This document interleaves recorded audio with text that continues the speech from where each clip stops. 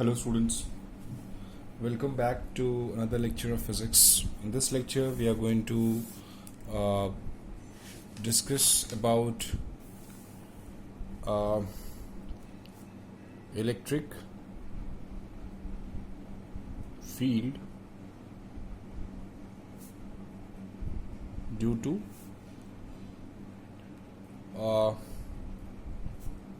charge conducting surface. Now just emphasize on the word conducting. ये conducting surface के बारे में बात हो रही है, ठीक है। तो conducting surface के बारे में बात हो रही है, तो कंडक्टर का जो surface होता है उसके जो surface है उस पे ही चार्ज होता है, अंदर कोई चार्ज नहीं होता है। ये आपको पता है, ये मैंने बार बार एम्फेसाइज करके ये मैंने बात बताई है। मान लीजिए कोई एक शीट है आपके पास, let's say if I draw conductor, ठीक है, प्लेन शीट ऑफ कंडक्टर, ठीक है, ऐसा कुछ कंडक्टर है, ठीक है। तो मतलब इस तरीके का ऐसा कुछ प्लेन होगा इसका, राइट, ठीक है, इस तरीके से एंड सो फोर्थ। इसका कुछ ऐसा एक इस तरफ मान लेता हूं, ये इनफाइनाइट है, कुछ भी आप इसको समझ सकते हैं, right. So it is charge, positive charge में मान लेता हूं, ठीक है। अब ये जो कंडक्टिंग स्फीयर है, तो इस नॉट स्फीयर, कंडक्टिंग सरफेस है, इसकी वजह से मुझे यहां पे या कहीं पे मुझे भी इलेक्ट्रिक फील्ड निकालना है। या मान लो यहां पे मैं निकालता हूं इलेक्ट्रिक फील्ड। मैं क्या करूंगा, मैं अगेन एक गॉसियन सरफेस बनाऊंगा। मैं गॉसियन सरफेस बनाने के लिए मैं क्या करूंगा, एक सिलेंडर लूंगा। देखो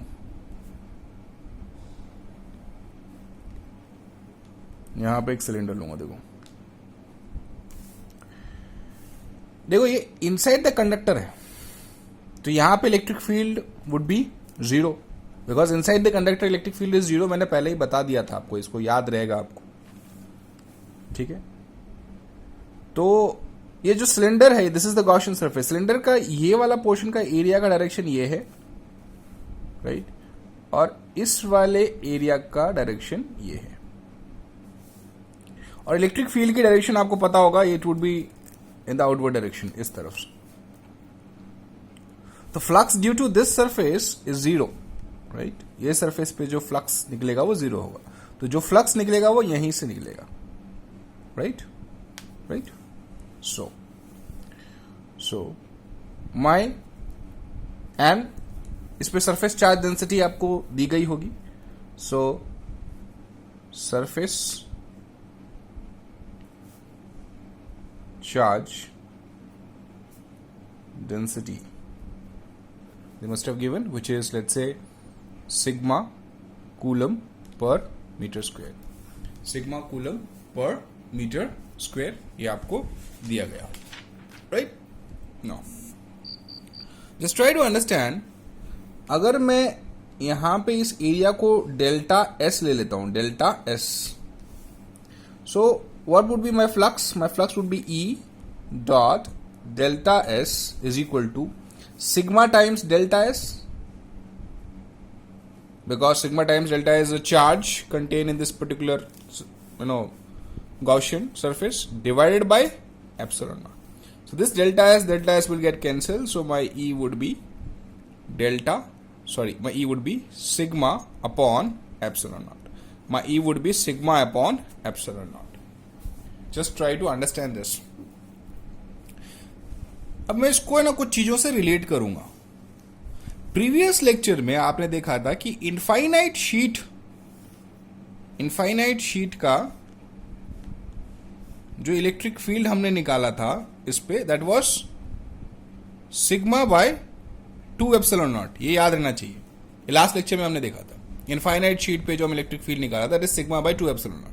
लेकिन अगर कोई कंडक्टिंग सरफेस है तो सिग्मा बाय एप्सिलॉन नॉट है, सिग्मा बाय एप्सिलॉन नॉट। इसका रीजन क्या है, इसको किस तरीके से हमें समझना है, देखो आप समझिए इसको, ठीक है। बहुत इंपॉर्टेंट चीज बता रहा हूं, देखिए मैं इसको 2D में इसको ड्रॉ कर रहा हूं, यहां पे देखो,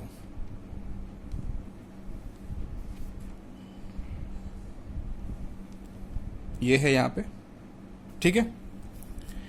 अब मैं मान लेता हूं यहां पे पॉजिटिव चार्ज, ठीक है, ये पॉजिटिव चार्ज, ठीक है। तो इस पॉइंट पे आपका जो, ये मान लेता हूं कि सिर्फ यही चार्ज है, ये सिर्फ यही चार्ज है ऐसा, ठीक है। तो इस पॉइंट पे आपका जो आपने निकाला that is sigma by epsilon not, ठीक है। अब अगर मान लो मैं अंदर एक पॉइंट ले लेता हूं, ये मान लेता हूं P और ये मान लेता हूं P डैश,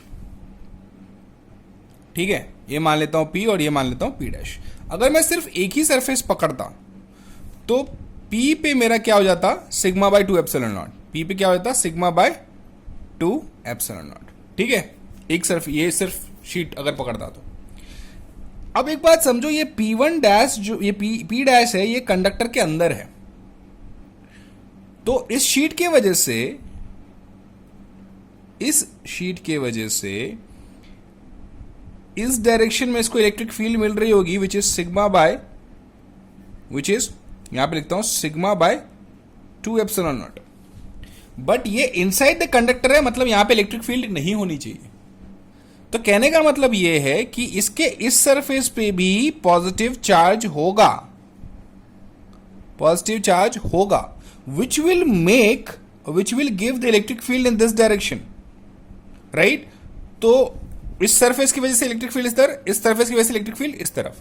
तो इस सरफेस पे जो इलेक्ट्रिक फील्ड होगा वो इस पॉइंट पे भी हो जाएगा plus sigma bye 2 epsilon not, right. तो इन दोनों को ऐड करके क्या मिला आपको, सिग्मा बाय एप्सिलॉन नॉट। कहने का मतलब इस सरफेस, इस पॉइंट पे सिग्मा बाय एप्सिलॉन हो गया और इस पॉइंट पे ये न्यूट्रलाइज हो गया और जो इलेक्ट्रिक फील्ड थी inside the conductor that has become zero, बहुत ही सिग्निफिकेंट चीज है जो मैं आपको बता रहा हूं अभी, बहुत ही सिग्निफिकेंट है, इसको समझना बहुत ज्यादा इंपॉर्टेंट है कि जब आपने प्लेन शीट लिया था, राइट, तो उसमें सिग्मा बाय 2 एप्सिलॉन था, लेकिन आपने अगर कंडक्टिंग सरफेस अगर जब लिया तो एक किसी भी पॉइंट पे जो आपका इलेक्ट्रिक फील्ड है वो सिग्मा बाय एप्सिलॉन नॉट। कहने का मतलब जो यहां वाला सरफेस होगा, ये वाला सरफेस, ये भी सिग्मा बाय 2 एप्सिलॉन नॉट लेगा और दोनों ऐड करके सिग्मा बाय एप्सिलॉन नॉट हो जाएंगे। ये बहुत इंपॉर्टेंट था, इसको अगर नहीं समझ में आया तो इसको एक दो बार वापस देखिएगा, बहुत ही आसानी से इसको समझ में आना चाहिए आपको। ये पॉइंट P1 पे इलेक्ट्रिक फील्ड 0 होना चाहिए था, तो इसीलिए ये इस सरफेस ने इलेक्ट्रिक फील्ड इस तरह बनाया और इस सरफेस ने इलेक्ट्रिक फील्ड इस तरह बनाया, तो दोनों कैंसिल हो गया।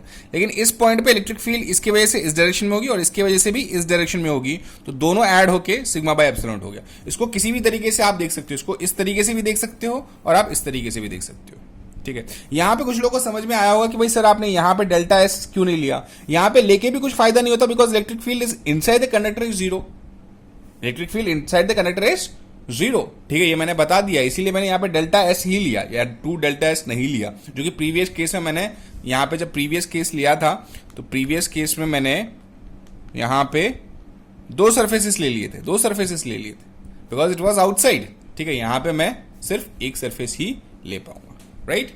So this was really important, इसको बहुत अच्छी तरीके से आपको देखना है, राइट, ओके ओके। तो मुझे कुछ स्पीयर के बारे में चीजें डिस्कस करनी है, so we would discuss about the sphere, ठीक है। तो जो लास्ट क्लास में ही अपने हो चुका था, बस कुछ चीजें यहां पे बाकी रह गई थी, तो मैं बता देता हूं। We are going to discuss about conducting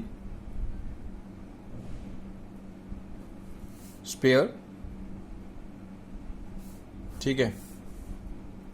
तो देखिए, अगर मैंने इसको चार्ज इंजेक्ट किया है स्पीयर पे, तो उसका सारा का सारा जो चार्ज होगा वो सरफेस पे आ जाएगा, ये चीजें आपको पता है, सारा का सारा चार्ज जो है वो आपके सरफेस पे आ जाएगा, ठीक है। Inside electric field is 0, right, and अगर मैं किसी एक्सटर्नल पॉइंट पे लेता हूं ये R पे लेता हूं इलेक्ट्रिक फील्ड, तो this would be consider as कि सारे का सारा चार्ज एक पॉइंट सेंटर पे कॉन्सेंट्रेट हो गया, तो electric field in this condition would be 1/4πε0 Q upon R square, right, as of this whole charge is a point charge. ठीक है, तो इस पे अगर मैं इसके ऊपर अगर मैं ग्राफ बनाऊंगा इलेक्ट्रिक फील्ड एंड डिस्टेंस के बीच में, तो कैसा ग्राफ रहेगा जरा देख लीजिए, right, this is electric field and this is distance R।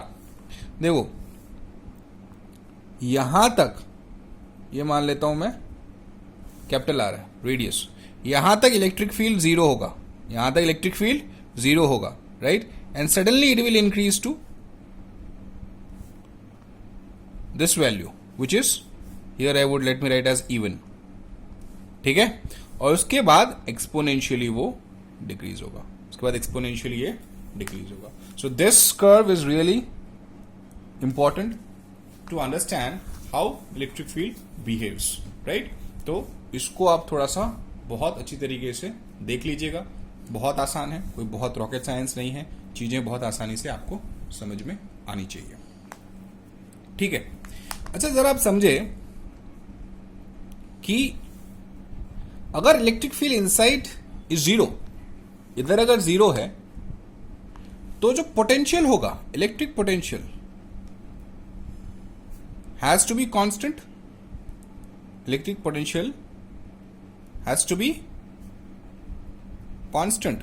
ध्यान देना, electric potential has to be constant, right, क्योंकि आपने पढ़ा है E is nothing but minus dV/dx, ये पढ़ा है आपने, E is equal to minus dV/dx। तो E अगर जीरो है मतलब V को कांस्टेंट होना चाहिए, तो ही E जीरो होगा।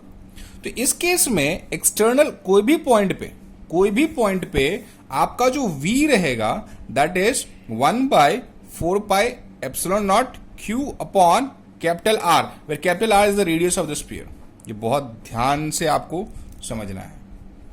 Inside any point, inside anywhere, this would be the potential, right? So this is potential inside the sphere,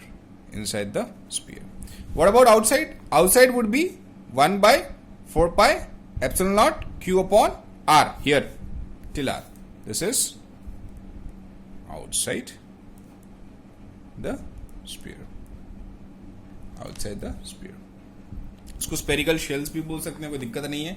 ठीक है, आपको चीजें बहुत अच्छी तरीके से समझने में आनी चाहिए, राइट। सो